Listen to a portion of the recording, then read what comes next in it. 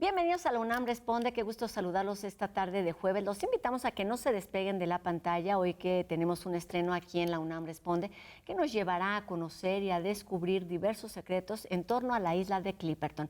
Además les contaremos también de un estreno en la pantalla grande, escucharemos el testimonio de la gran María Rojo en Clic Cultural y comenzaremos platicando en la entrevista de la producción más reciente de Teatro UNAM del Carro de Comedia. Se trata de Ubu Rey. Así que quédense con nosotros, comenzamos.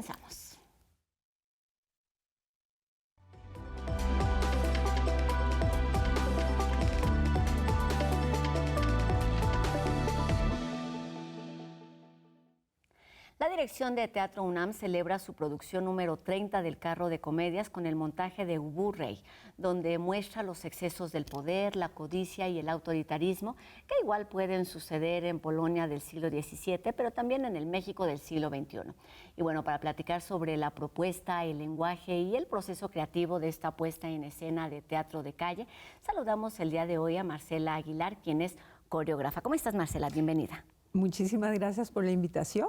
Encantada de estar aquí. Pues vamos a platicar de todo este trabajo que hacen para que podamos ver el Carro de Comedias en acción, pero antes también nos da muchísimo gusto saludar aquí en este espacio universitario a Mario Espinosa, director de teatro de esta y de muchísimas obras más que tienen que ver, sí, con el entorno universitario, pero también con la escena teatral del país. ¿Cómo estás, Mario? Muy bien, encantado de estar aquí. Pues bienvenidos a ambos y comencemos por entender qué significa, por qué se conmemora esta producción número 30 con Ubu Rey. ¿Qué nos ofrece? Bueno, a mí preguntaron qué obra crees que es la mejor para estas épocas y a mí me pareció que Ubu Rey era una muy buena propuesta. Lo platiqué con el director de Teatro UNAM y de ahí salió la resolución de hacerla. ¿Por qué? Porque es una obra que ha envejecido muy bien. Desgraciadamente, tengo que decirlo. Desgraciadamente ha envejecido muy bien. Y claro, hay cosas que cambian porque las épocas son distintas. No es lo mismo fines del siglo XIX que cuando se estrenó esta obra, fue en 1896 y ahora en 2026 pues no es lo mismo. El mundo cambió, pero cambió en algunas cosas accesorias, no en lo fundamental. O sea, ¿qué es lo que cambió? Bueno, en esa época esta obra se pitorreaba del poder. Es decir, ante los abusos del poder, pero era un poder que se disfrazaba, que se escondía detrás de su verdadera naturaleza. Entonces, esta obra trataba de poner descaradamente sobre la mesa lo que estaban ocultando. Lo que vimos ahora en 2026 en el mundo entero es que ya nadie disfraza nada ni oculta nada, sino lo ponen así con todo el descaro y el abuso sobre la mesa. El descaro está en otro lugar. Así es. Entonces eso ha cambiado mucho, porque no se trata de sacarlo invisible, sino de jugar y reinterpretar lo que nos presentan con todo cinismo. Y de todo eso nos permite también una reflexión muy grande. Entonces, claro, porque el teatro es para sentir, divertirse y reflexionar. Nos da tiempo de hacer las tres cosas y en ese orden. Y en ese orden, además. Vamos a platicar de todo ello, pero es importante decir que, por supuesto, sucede con el teatro, pero con el Carro de Comedias en particular, con este llamado teatro de calle, que las historias se cuentan no solamente con la voz, sino que tienen que ver con todo lo que ocurre en el cuerpo y con todo lo que ello implica. ¿Qué significa hacer este trabajo, Marcela? Pues, primero que nada, pues estar muy atento a la propuesta del director. Es tratar de sumergirme en lo que está planteando Mario y empezar a responder ya con ejercicios prácticos, concretos, a la idea que está planteando Mario. Fue un proceso largo de 4 meses aproximadamente, que al principio pues pasamos casi un mes, digamos que jugando con los personajes, jugando con calidades de movimiento, para lograr ir concretando comportamientos corporales específicos que nos den información de cada uno de los personajes. Esto que dices, ¿no? Ya el ver a un personaje ya nos resume una cantidad de información que también habla de ese personaje. Y por supuesto requiere un trabajo previo.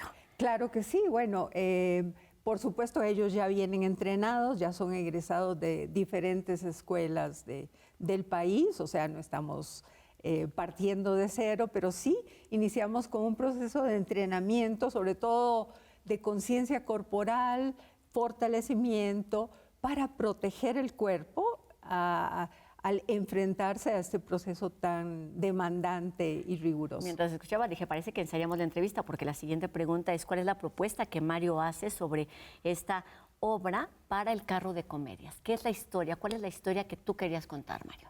Bueno, está la historia que quería contar el autor cuando lo hizo, que era, para empezar, que es una versión farsesca, satírica de Macbeth, Sí. de Shakespeare, ¿no? Entonces la vuelve en una sátira.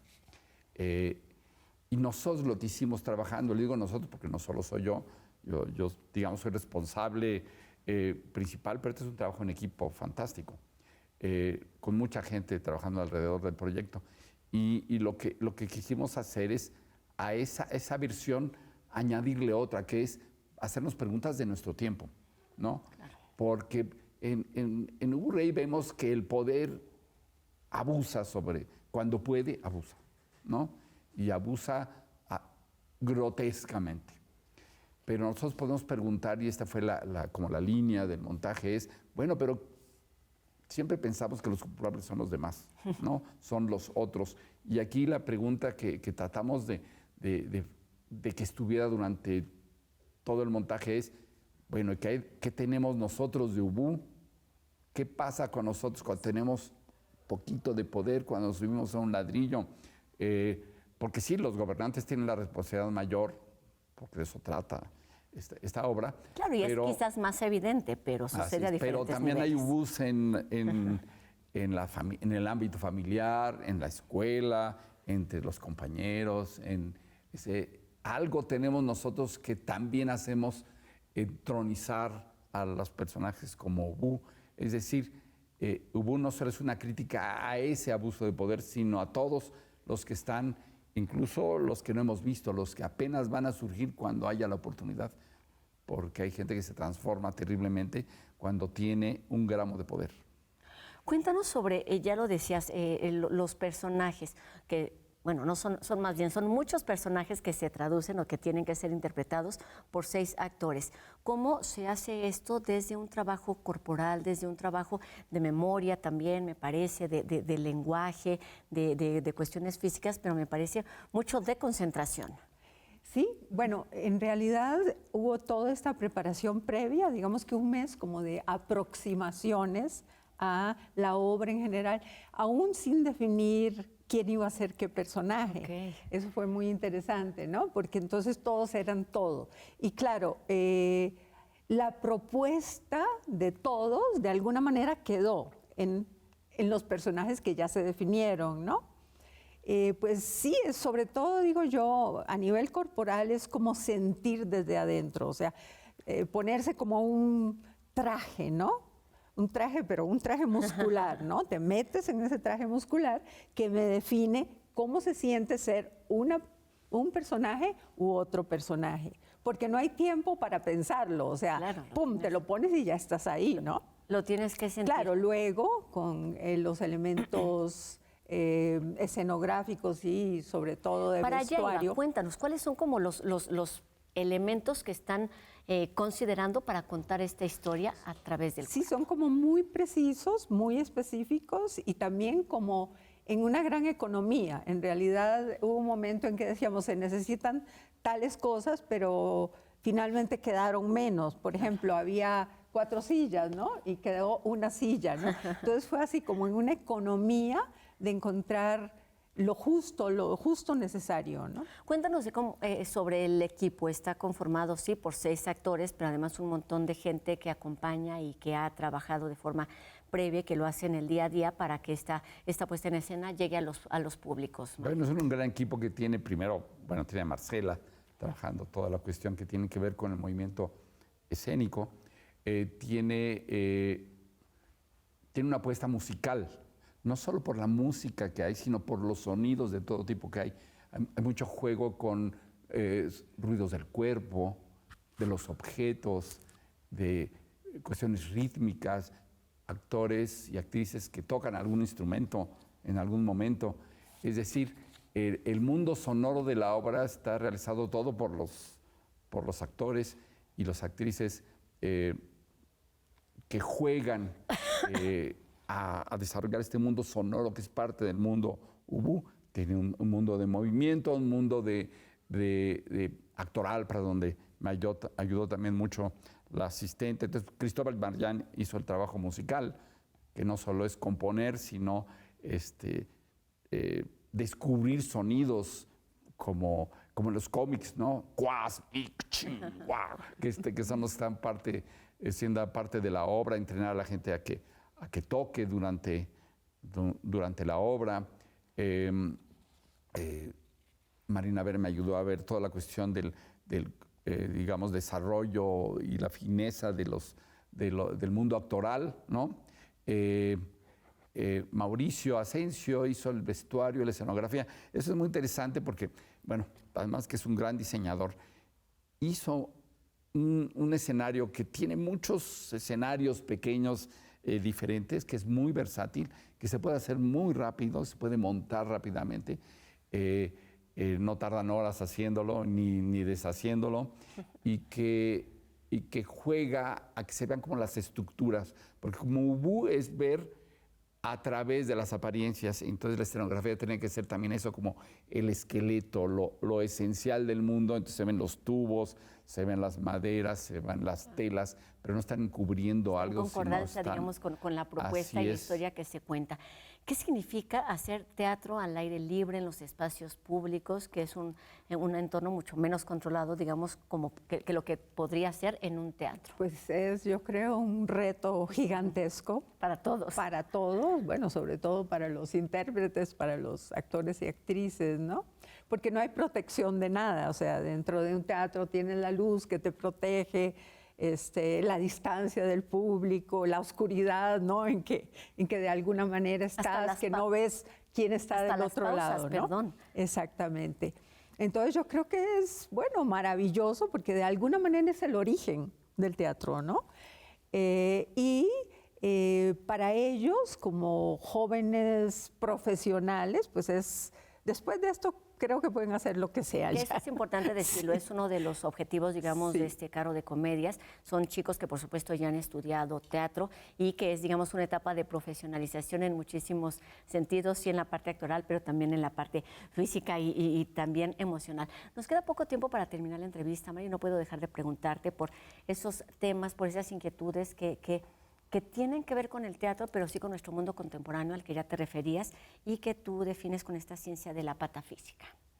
Sí, bueno, la patafísica es un invento de Jarry, que es tomado, porque Jarry es tomado, y esta obra en particular es tomado como el preludio al teatro del absurdo y el preludio a las vanguardias como el surrealismo o el dadaísmo.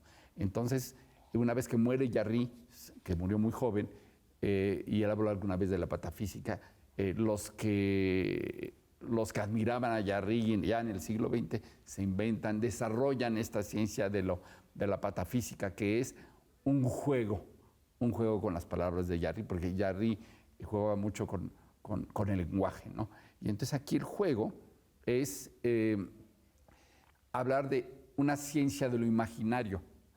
En la pura definición de ciencia de lo imaginario hay un contrasentido y un juego y un guiño.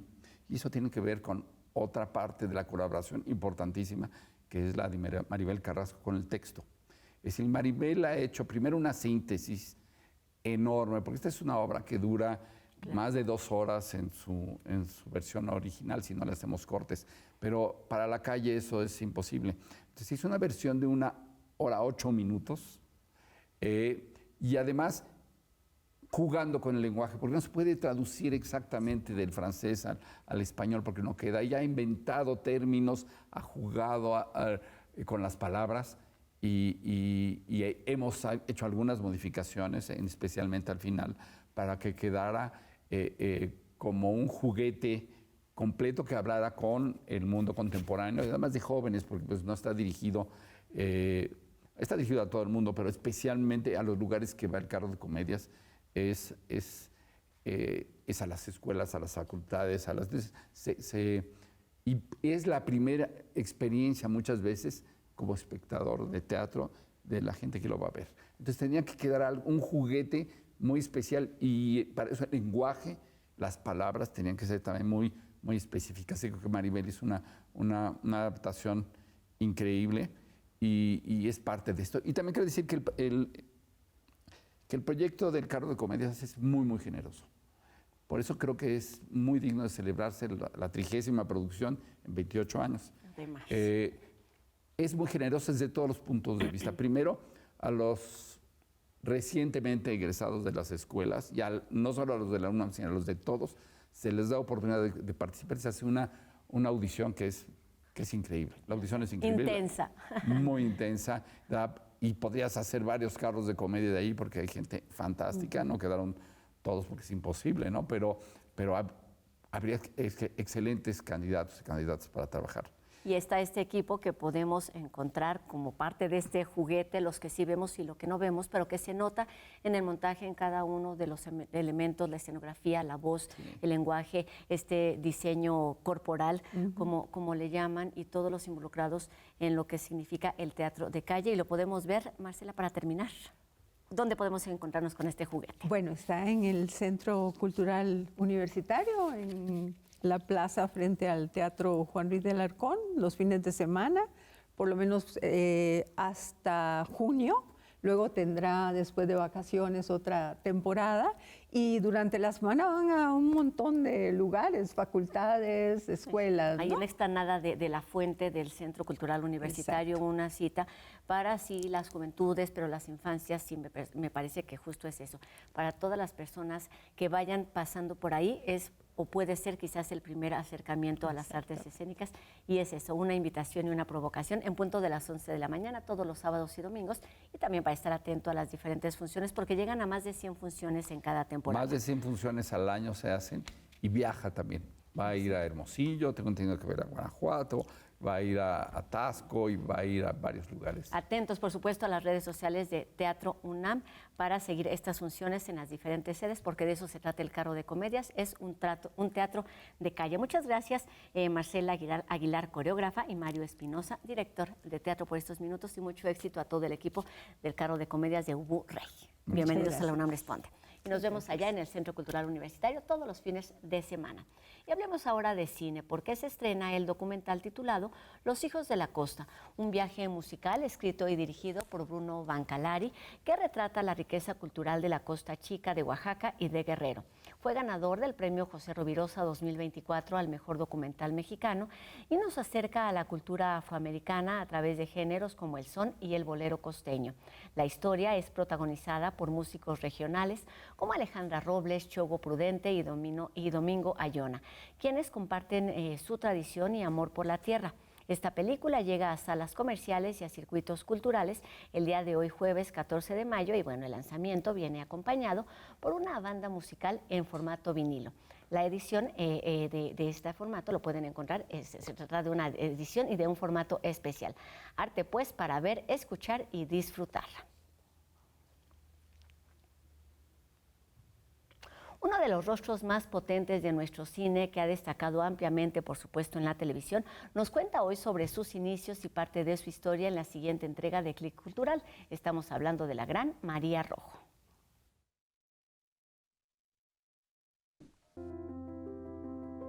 Yo fui niña actriz, trabajo desde los 7 años. Y entonces mi papá, que venía cada 1000 años y me hacía cada caso cada 1000 años, me llevó a ver Las Cosas Simples de Héctor Mendoza. Después de la prepa fui a pedir trabajo a Jalapa con Juan, que Juan también era actor. Juan Allende se llamaba. La vamos a llamar, pero a usted no, a su marido.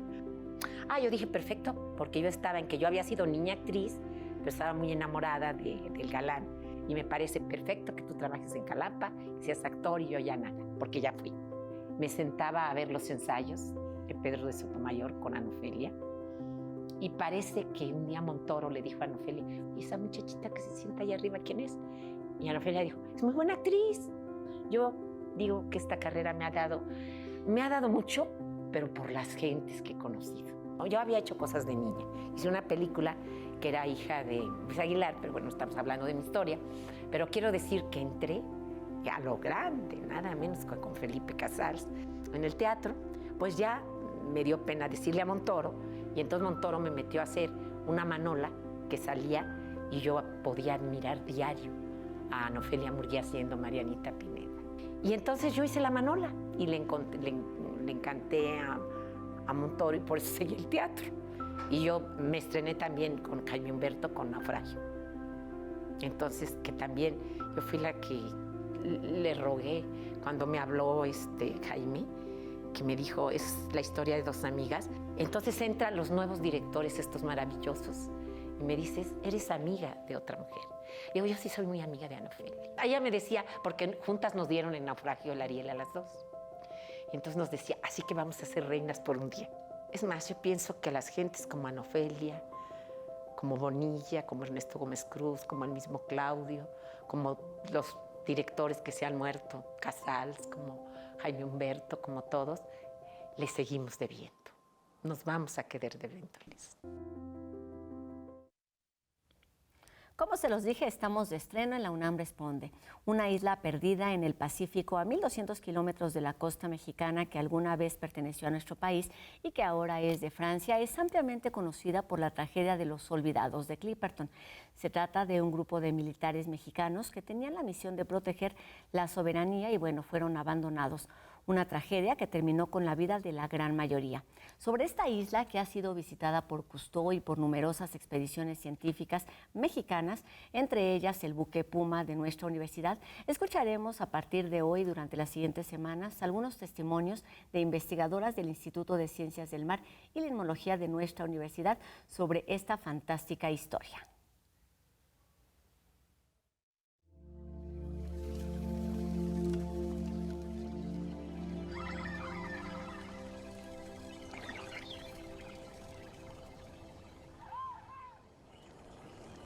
Amigos de TV UNAM, estamos aquí en la isla de Clipperton. A mi derecha pueden ver la roca de Clipperton, que es el emblema más característico de este sitio. Estamos a unos 1.100, 1.200 kilómetros de las costas de México, sobre el Pacífico. Y esta antigua posesión mexicana, ahora francesa, ha sido visitada por cuarta ocasión por un equipo de científicos del Instituto de Ciencias del Mar de la UNAM. Estoy con la doctora Solís, con la doctora San Vicente y con la doctora Hermoso, que han realizado diferentes muestreos alrededor de esta isla y cuyas noticias nos serán pronto dadas en las páginas de ciencia correspondientes, pero les vamos a preguntar a ellas qué han visto en esta isla y qué han encontrado de diferente en esta ocasión, porque todas ya participaron en una expedición previa. Las dejo con ellas.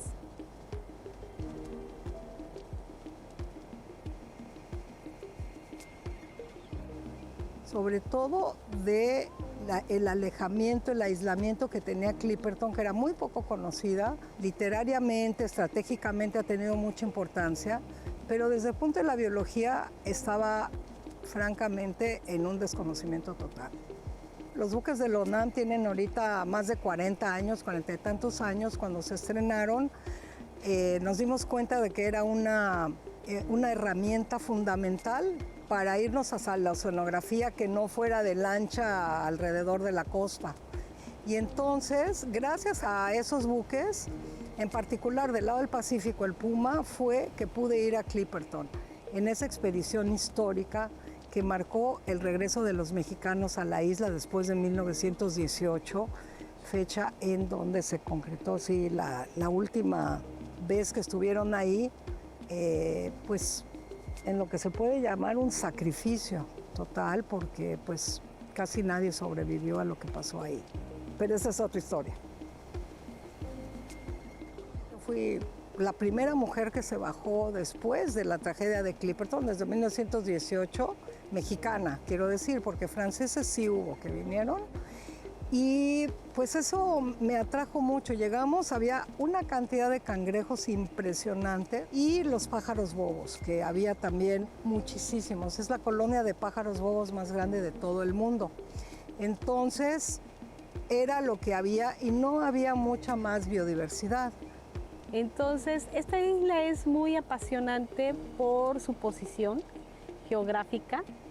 Yo me dedico a crustáceos, entonces es una isla, es un puente de comunicación de entre la Gran Barrera Oceánica y el continente americano, el Pacífico Oeste y el continente americano. Entonces, yo ya tenía conocimiento de su función en cuestión de la dispersión de las especies y la comunicación entre los dos, la parte este y la parte oeste del Pacífico. Entonces, yo no entendía por qué nada más ciertos animalitos estaban presentes en Clipperton. Ya cuando uno está aquí, te das cuenta que el sustrato más abundante es el coral. Verifiqué otro tipo de sustratos más rocosos, hay charcas de marea.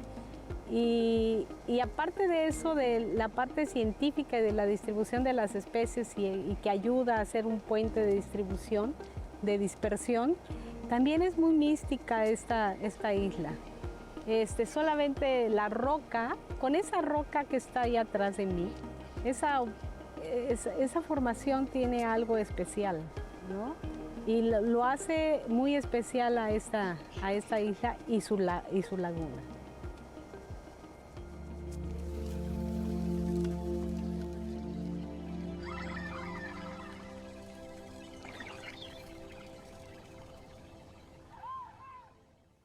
Seguiremos en este recorrido el próximo jueves, por supuesto, de la mano de Yael Weiss. Y con esto terminamos nuestro programa de hoy, agradeciendo a Noé Romero su participación en la interpretación de lengua de señas mexicana y recordándoles a todos ustedes que podemos seguir la comunicación a través de nuestras redes sociales. Que tengan una excelente tarde y nos vemos aquí mañana a 2:30 de la tarde, por supuesto, en TV UNAM. Mi nombre es Rosa Brizuela. Adiós.